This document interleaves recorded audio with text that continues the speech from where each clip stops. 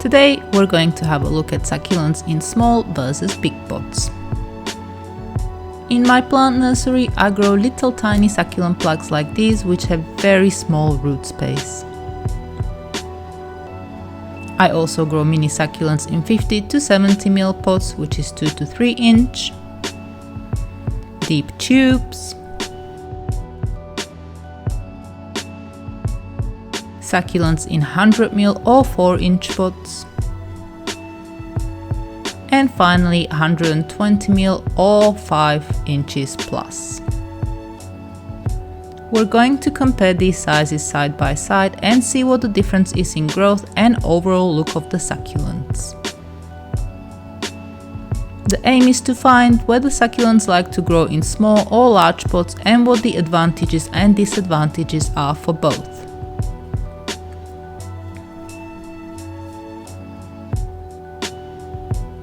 Here are the smallest succulents I grow. Some come from cutting, some from leaf and others from tissue culture. Depending on the variety and weather conditions, some succulents will be okay in a tiny space like this for a year or two. This is the root space size and it's not very big at all.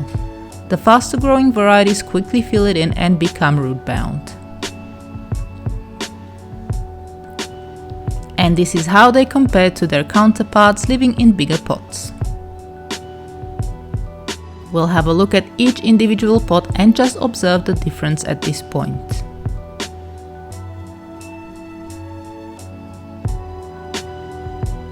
First up is Graptopetalum Purple Delight. The plug I'm holding is as big as it's going to get in that space. It's so tiny compared to this plant in a 120 ml pot. I've taken cuttings from this pot in the past, so it's not as big as it can get in that size pot, but it's clear what the difference between a tiny pot and a big pot is. When comparing the plug to the 70 ml pot, it's obviously not going to be as big of a difference, but the bigger plant is still 3 or so times bigger.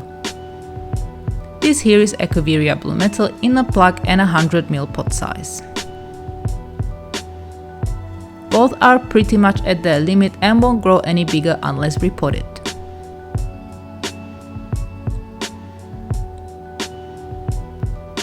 The beautiful Echeveria Benimusume is looking fantastic at the moment due to the cold weather.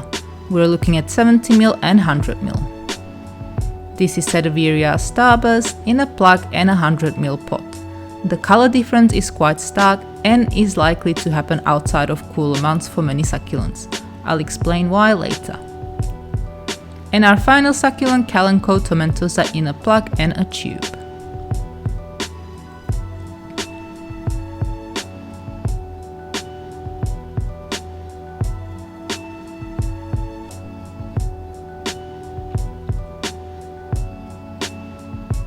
Small pots may be a great solution if you have limited space to grow your succulents or you have a cute little pot you want to use.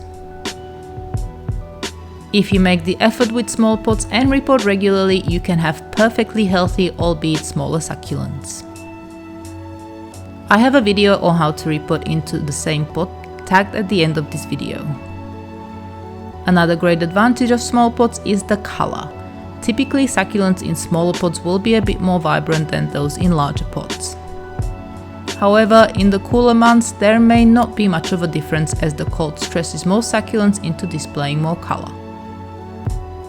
One of the biggest disadvantages of smaller pots is the extra care that may be needed.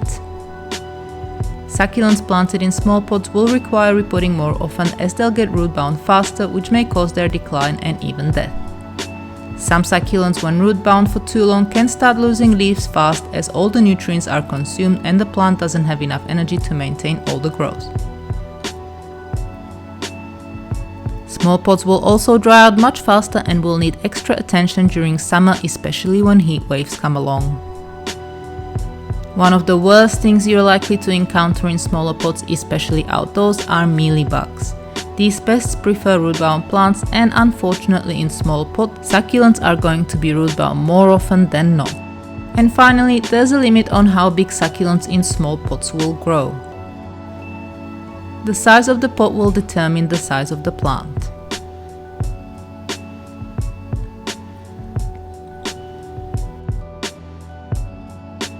The simple fact of the matter is, more space you give your succulents, the bigger they'll grow.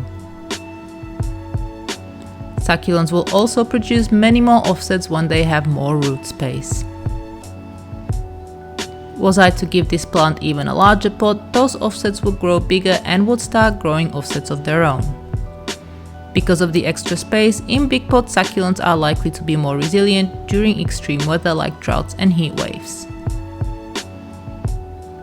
It takes longer for water to evaporate and the roots will also be able to stay cooler. Succulents can grow less colorful in bigger pots until they become root bound.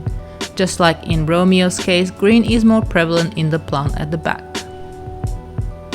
As well as the loss of color, succulents can lose their shape and grow less compact. As an example, look at these two Echeveria elegans. The one on the left has only recently been repotted from a 100 ml pot to a 150 ml pot, while the one on the right has lived in the 150 ml pot for a few months. The offsets are pushing the leaves apart slightly, but the leaves are clearly a bit spread out, narrower and longer.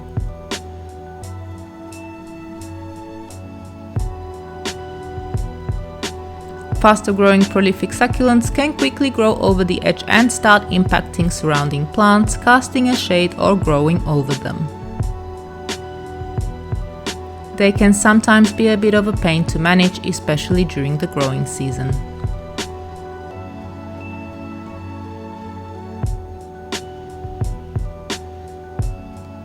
I guess for most plants the aim is to grow as much as possible and spread far and wide so the species survives.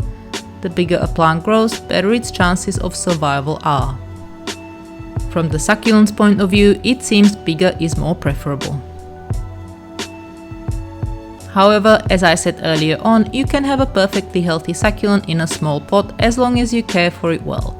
It just won't grow very big and spread that much. There are also naturally small growing succulents such as lithops that will just not need a big pot and will be happy in a smaller one. In the end, much will depend on what you want from your succulents. If you prefer big plants with lots of offsets, bigger pots are the way to go. But if you want small ones and don't mind the extra care, then small pots are fine. And that is all for today. I hope this video was useful, and if you'd like to add something to this video or ask a question, you can do so in the comments below. To learn more about succulents, hit the subscribe button or go to succulentgrowingtips.com. Thank you very much for watching.